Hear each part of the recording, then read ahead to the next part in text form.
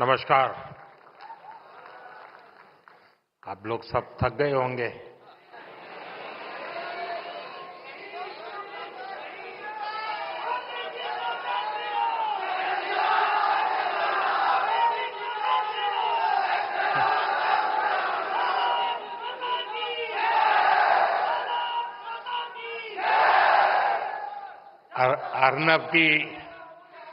अर्नब की ऊंची आवाज से कान तो जरूर थक गए होंगे।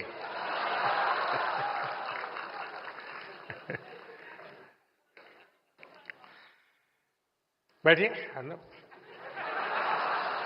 अभी चुनाव का मौसम नहीं है।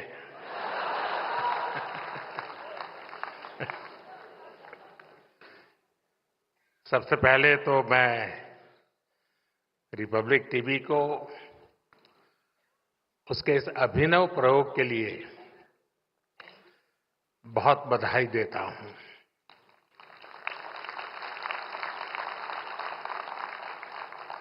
आप लोग युवाओं को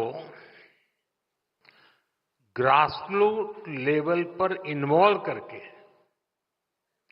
इतना बड़ा कंपटीशन कराकर यहां लाए हैं। जब देश का युवा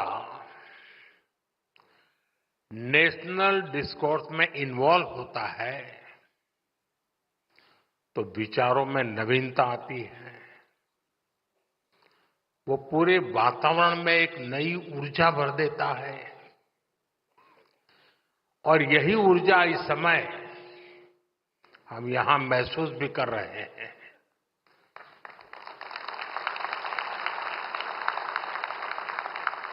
एक तरह से युवाओं के इन्वॉल्वमेंट से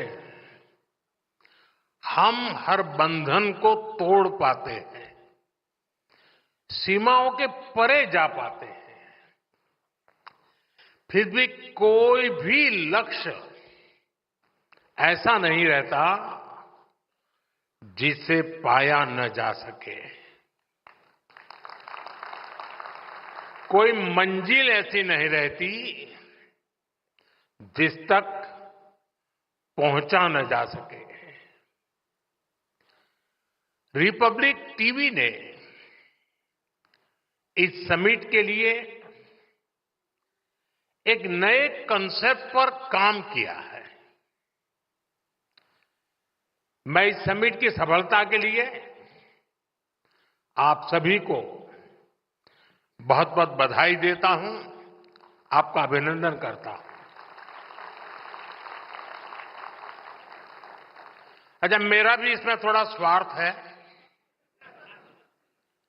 एक तो मैं पिछले दिनों से लगा हूं कि मुझे 1,00,000 नौजवानों को राजनीति में लाना है।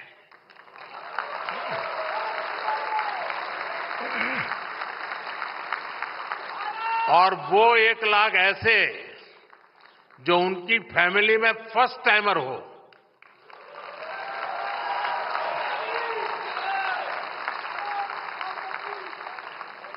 तो एक प्रकार से ऐसे इवेंट मेरी जो मेरा मकसद है उसका ग्राउंड बना रहे हैं। दूसरा मेरा व्यक्तिगत लाभ है। व्यक्तिगत लाभ ये है कि 29 में जो वोट करने जाएंगे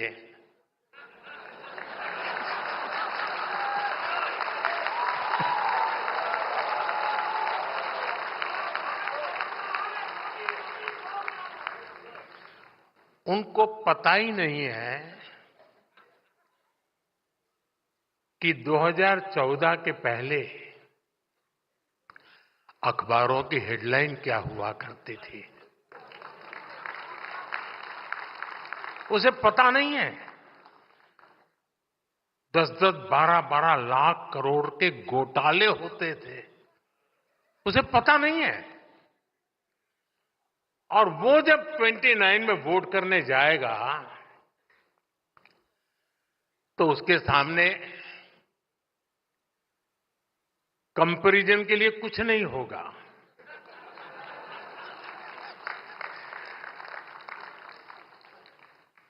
और इसलिए मुझे उस कसौटी से पार होना है और मुझे पक्का विश्वास है ये जो ग्राउंड बन रहा है ना वो उस काम को पक्का कर देगा।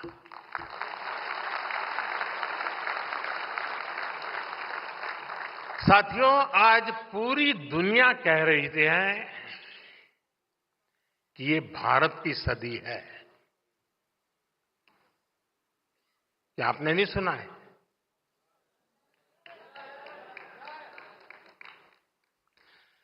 भारत की उपलब्धियों ने, भारत की सफलताओं ने पूरे विश्व में एक नई उम्मीद जगाई है। जिस भारत के बारे में कहा जाता था ये खुद भी डूबेगा और हमें भी ले डूबेगा, वो भारत आज दुनिया की ग्रोथ को ड्राइव कर रहा है।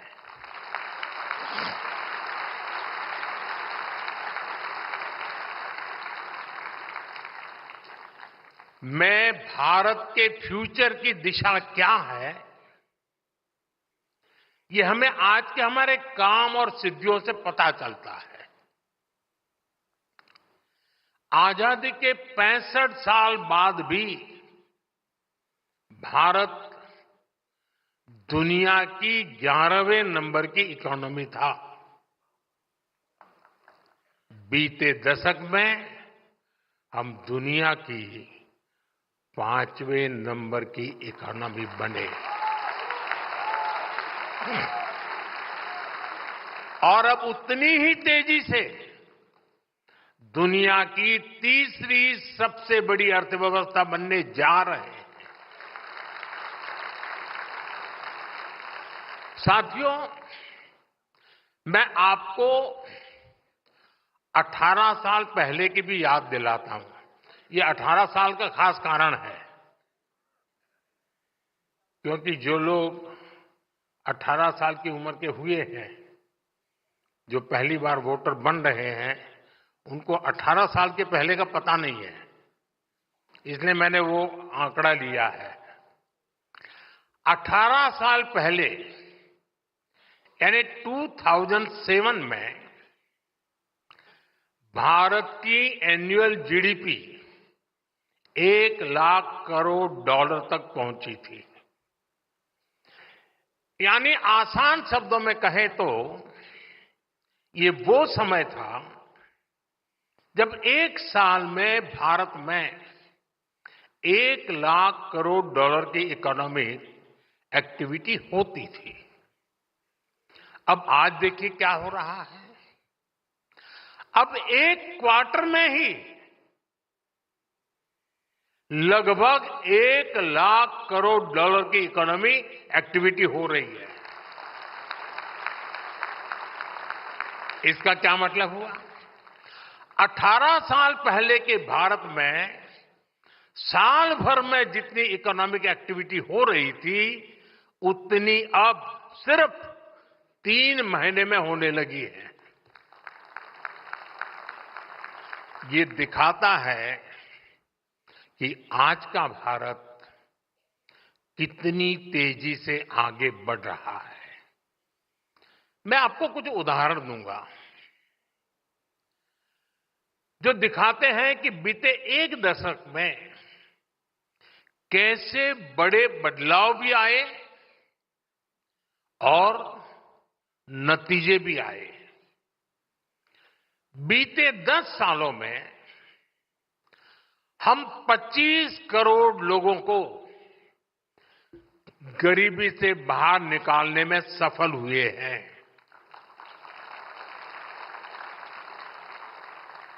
ये संख्या कई देशों की कुल जनसंख्या से भी ज्यादा है।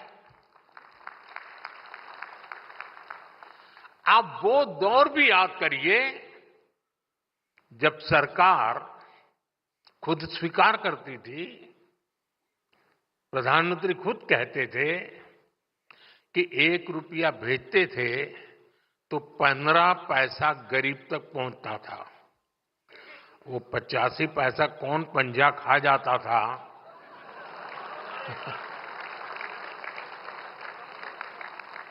और एक आज का दौर है। बीते दशक में गरीबों के खाते में डीबीटी के जरिए डायरेक्ट बेनिफिट ट्रांसफर डीबीटी के जरिए 42 लाख करोड़ रुपए से ज्यादा ट्रांसफर किए गए हैं। 42 लाख करोड़ रुपए। अगर आप वो हिसाब लगा दें रुपये में से 15 पैसा वाला, तो 42 लाख करोड़ का क्या हिसाब निकलेगा। साथियों, आज दिल्ली से 1 रुपया निकलता है तो 100 पैसे आखिरी जगह तक पहुंचते हैं।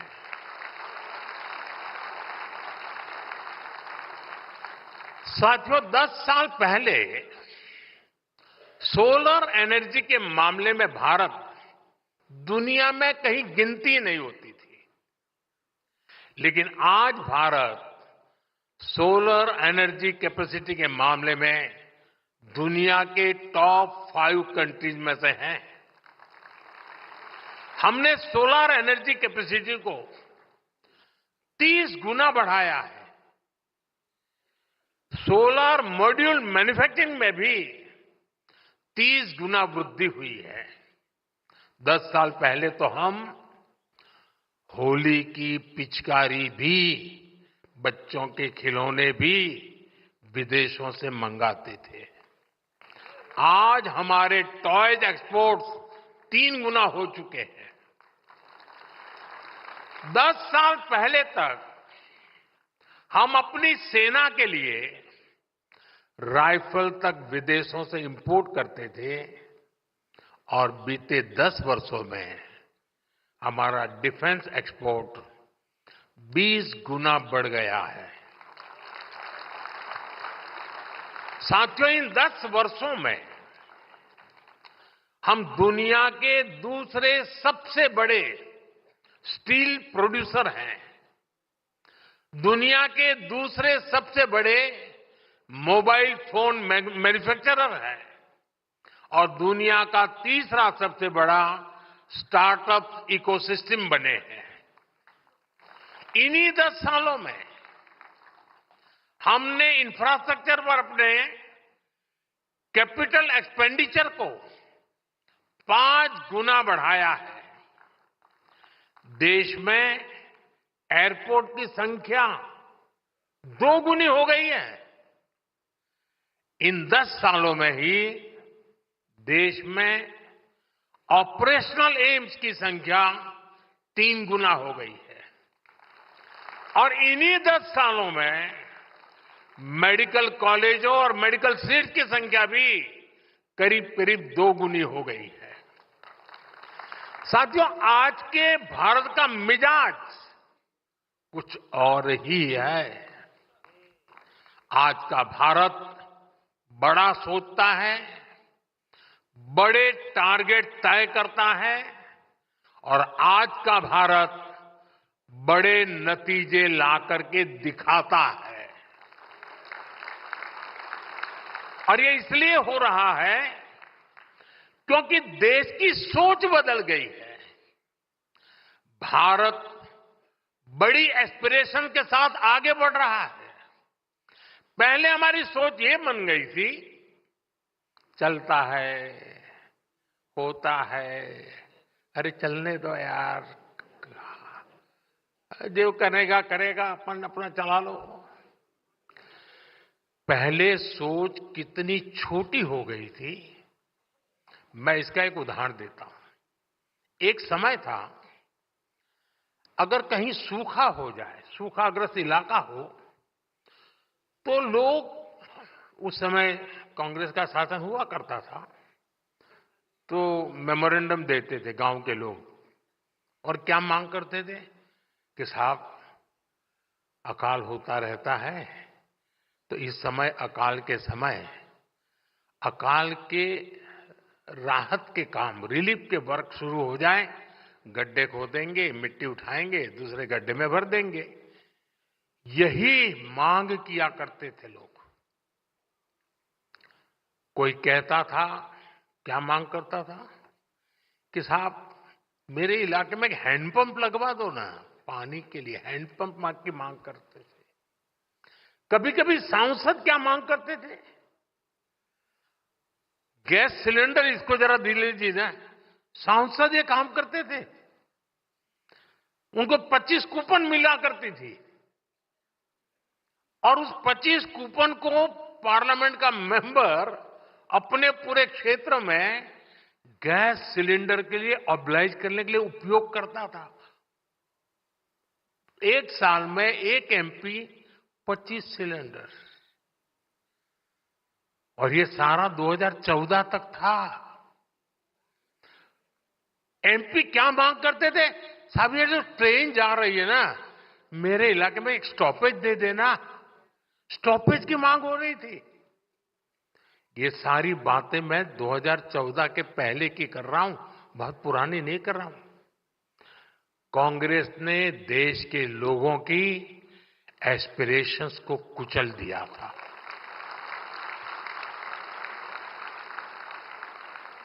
इसलिए देश के लोगों ने उम्मीद लगानी भी छोड़ दी थी। मान लिया था यार इनसे कुछ होना नहीं है, क्या कर रहा है। लोग कहते थे कि भाई ठीक है, तुम इतना ही कर सकते तो इतना ही कर दो। और आज आप देखिए हालात और सोच कितनी तेजी से बदल रही है। अब लोग जानते हैं कि कौन काम कर सकता है, कौन नतीजे ला सकता है। और ये सामान्य नागरिक नहीं, आप सदन के भाषण सुनोगे तो विपक्ष भी यही भाषण करता है, मोदी जी ये क्यों नहीं कर रहे हो। इसका मतलब उनको लगता है कि यही करेगा।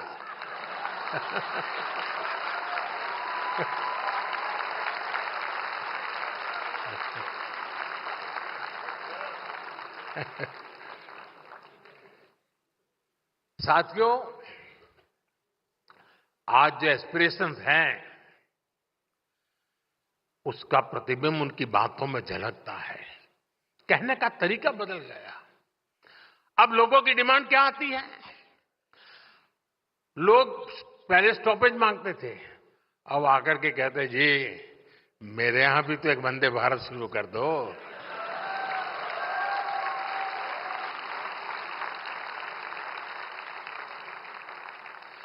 अभी मैं कुछ समय पहले कुवैत गया था, तो मैं वहां लेबर कैंप में, नॉर्मली मैं बाहर जाता हूं तो अपने देशवासी जहां काम करते हैं मैं उनके पास जाने का प्रयास करता हूं। तो मैं वहां लेबर कॉलोनी में गया था, तो हमारे जो श्रमिक भाई बहन हैं जो वहां कुवैत में काम करते हैं, उनसे कोई 10 साल से, कोई 15 साल से वहां काम, मैंने से बात कर रहा था। अब देखिए, एक श्रमिक बिहार के गांव का जो 9 साल से कुवैत में काम कर रहा है, बीच बीच में आता है। मैंने जब उसको बातें कर रहा तो उसने कहा साहब मुझे एक सवाल पूछना है। मैंने कहा पूछिए। उसने कहा साहब मेरे गांव के 5 डिस्ट्रिक्ट हेडक्वार्टर पे इंटरनेशनल एयरपोर्ट बना दीजिए ना। जी मैं इतना प्रसन्न हो गया कि मेरे देश के बिहार के गांव का श्रमिक जो 9 साल से कुवैत में मजदूरी करता है, वो भी सोचता है अब मेरे डिस्ट्रिक्ट में इंटरनेशनल एयरपोर्ट बनेगा। ये है आज भारत के एक सामान्य नागरिक की एस्पिरेशन, जो विकसित भारत के लक्ष्य की ओर पूरे देश को ड्राइव कर रही है। साथियों, किसी भी समाज की, राष्ट्र की ताकत तभी बढ़ती है जब उसके नागरिकों के सामने से बंदिशें हटती हैं, बाधाएं हटती हैं, रुकावटों की दीवारें गिरती है, तभी उस देश के नागरिकों का सामर्थ्य बढ़ता है। आसमान की ऊंचाई भी उनके लिए छोटी पड़ जाती है। इसलिए हम निरंतर उन रुकावटों को हटा रहे हैं जो पहले की सरकारों ने नागरिकों के सामने लगा रखी थी। अब मैं उदाहरण देता हूं स्पेस सेक्टर। स्पेस सेक्टर में पहले सब कुछ इसरो के ही जिम्मे था। इसरो ने निश्चित तौर पर शानदार काम किया, लेकिन स्पेस साइंस और एंटरप्रेन्योरशिप को लेकर देश में जो बाकी सामर्थ्य था उसका उपयोग नहीं हो पा रहा था। सब कुछ इसरो में सिमट गया था। हमने हिम्मत करके स्पेस सेक्टर को युवा इनोवेटर्स के लिए खोल दिया। और जब मैंने निर्णय किया था, किसी अखबार की हेडलाइन नहीं बना था, क्योंकि समझ भी नहीं है। रिपब्लिक टीवी के दर्शकों को जानकर खुशी होगी कि आज 250 से ज्यादा स्पेस स्टार्टअप देश में बन गए हैं। ये मेरे देश के युवाओं की कमाल है। यही स्टार्टअप्स आज विक्रम एस और अग्निबाण जैसे रॉकेट्स बना रहे हैं। ऐसे ही मैपिंग के सेक्टर में हुआ। इतने बंधन थे, आप एक एटलास नहीं बना सकते। टेक्नोलॉजी बदल चुकी है। पहले अगर भारत में कोई मैप बनाना होता था तो उसके लिए सरकारी दरवाजे पर सालों तक आपको चक्कर काटने पड़ते थे। हमने इस बंदिश को भी हटाया। आज जियो स्पेशियल मैपिंग से जुड़ा डेटा नए स्टार्टअप का रास्ता बना रहा है। साथियों, न्यूक्लियर एनर्जी से जुड़े सेक्टर को भी पहले सरकारी कंट्रोल में रखा गया था। बंदिशें थी, बंधन थे, दीवारें खड़ी कर दी गई थी। अब इस साल के बजट में सरकार ने इसको भी प्राइवेट सेक्टर के लिए ओपन करने की घोषणा की है। और इससे 2047 तक 100 गीगावाट न्यूक्लियर एनर्जी कैपेसिटी जोड़ने का रास्ता मजबूत हुआ है। साथियों, आप हैरान रह जाएंगे कि हमारे गांवों में 100 लाख करोड़ रुपए, 100 लाख करोड़ रुपीस, उससे भी ज्यादा अनटैप्ड आर्थिक सामर्थ्य पड़ा हुआ है। मैं आपके सामने फिर ये आंकड़ा दोहराऊं, 100 लाख करोड़ रुपए, ये छोटा आंकड़ा नहीं है। ये आर्थिक सामर्थ्य गांव में जो घर होते हैं उनके रूप में उपस्थित है। मैं आपको और आसान तरीके से समझाता हूं।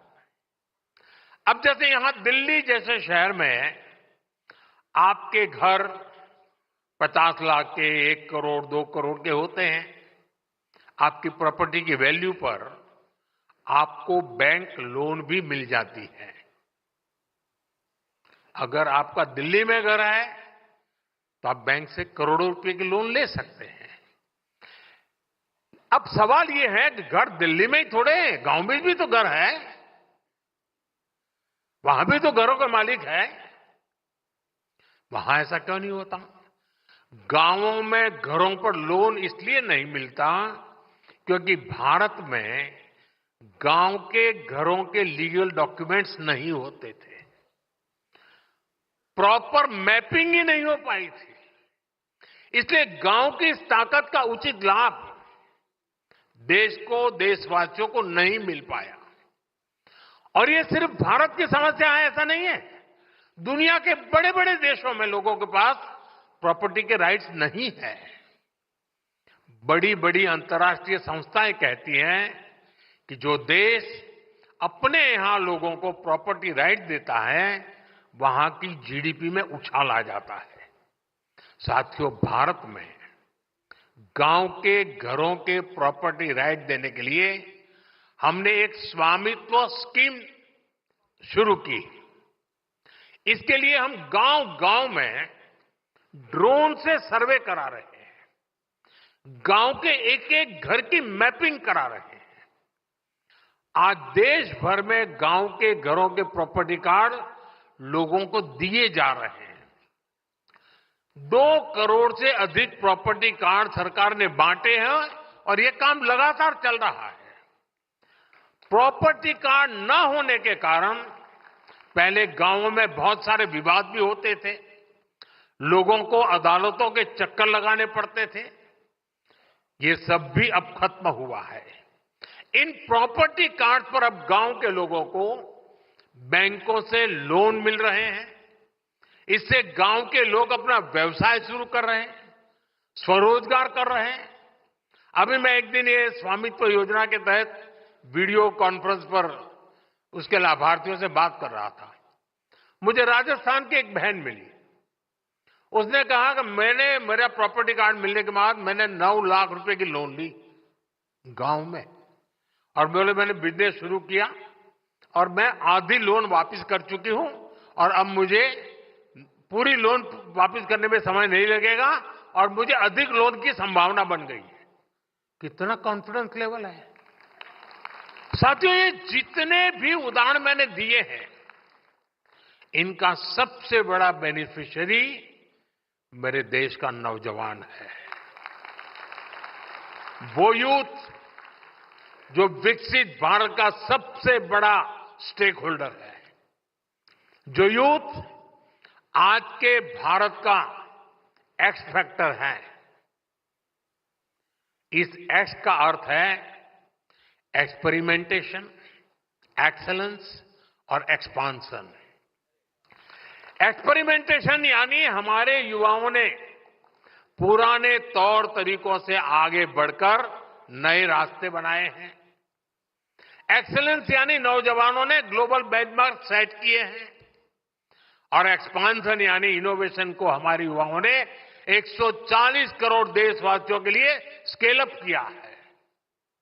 हमारा यूथ देश की बड़ी समस्याओं का समाधान दे सकता है, लेकिन इस सामर्थ्य का सदुपयोग भी पहले नहीं किया गया। हैकाथॉन के जरिए युवा देश की समस्याओं का समाधान भी दे सकते हैं। इसको लेकर पहले सरकारों ने सोचा तक नहीं। आज हम हर वर्ष स्मार्ट इंडिया हैकाथॉन आयोजित करते हैं। अभी तक 10 लाख युवा इसका हिस्सा बन चुके हैं। सरकार की अनेक मिनिस्ट्रीज और डिपार्टमेंट ने गवर्नेंस से जुड़े कई प्रॉब्लम और उनके सामने रखे, समस्याएं बताई कि बताइए भाई आप खोजिए क्या क्या सॉल्यूशन हो सकता है। हैकाथॉन में हमारे युवाओं ने लगभग 2500 सॉल्यूशन डेवलप करके देश को दिए हैं।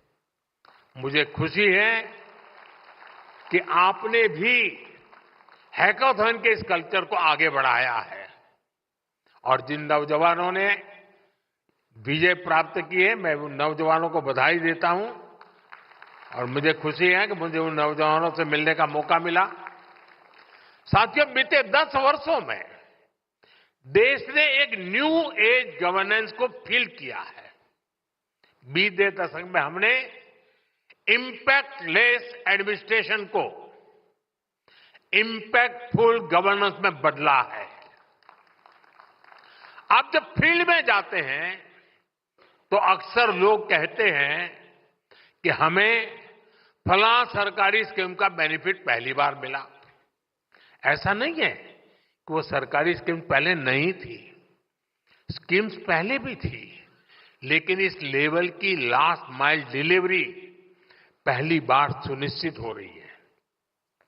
आप अक्सर पीएम आवास स्कीम के बेनिफिशियरीज के इंटरव्यू चलाते हैं। पहले कागज पर गरीबों के मकान सैंक्शन होते थे, आज हम जमीन पर गरीबों के घर बनाते हैं।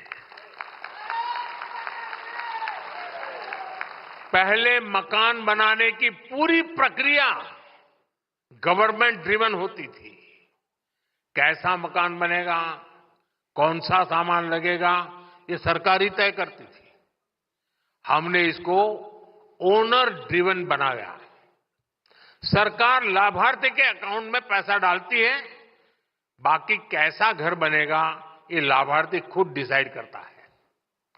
और घर के डिजाइन के लिए भी हमने देश भर में कंपटीशन किया, घरों के मॉडल सामने रखे, डिजाइन के लिए भी लोगों को जोड़ा, जनभागीदार से चीजें तय की। इससे घरों की क्वालिटी भी अच्छी हुई है और घर तेज गति से कंप्लीट भी होने लगे हैं। पहले ईंट पत्थर जोड़कर आधे अधूरे मकान बनाकर दिए जाते थे, हमने गरीब को उसके सपनों का घर बनाकर दिया है। इन घरों में नल से जल आता है, उज्ज्वला योजना का गैस कनेक्शन होता है, सौभाग्य योजना का बिजली कनेक्शन होता है। हमने सिर्फ 4 दीवारें खड़ी नहीं की हैं, हमने उन घरों में जिंदगी खड़ी की है। साथियों, किसी भी देश के विकास के लिए बहुत जरूरी पक्ष है उस देश की सुरक्षा, नेशनल सिक्योरिटी। बीते दशक में हमने सिक्योरिटी पर भी बहुत अधिक काम किया है। आप याद करिए, पहले टीवी पर अक्सर सीरियल बम ब्लास्ट की ब्रेकिंग न्यूज चला करती थी, स्लीपर सेल्स के नेटवर्क पर स्पेशल प्रोग्राम हुआ करते थे। आज ये सब टीवी स्क्रीन और भारत की जमीन दोनों जगह से गायब हो चुका है। वरना पहले आप ट्रेन में जाते थे, हवाई अड्डे पर जाते थे, लावारिस कोई बैग पड़ी है तो छूना मत, ऐसी सूचनाएं आती थी। आज वो जो 18-20 साल के नौजवान हैं, उन्होंने वो सूचना सुनी ही नहीं होगी। आज देश में नक्सलवाद भी अंतिम सांसें गिन रहा है। पहले जहां 100 से अधिक जिले नक्सलवाद की चपेट में थे, आज ये 2 दर्जन से भी कम जिलों में ही सीमित रह गया है।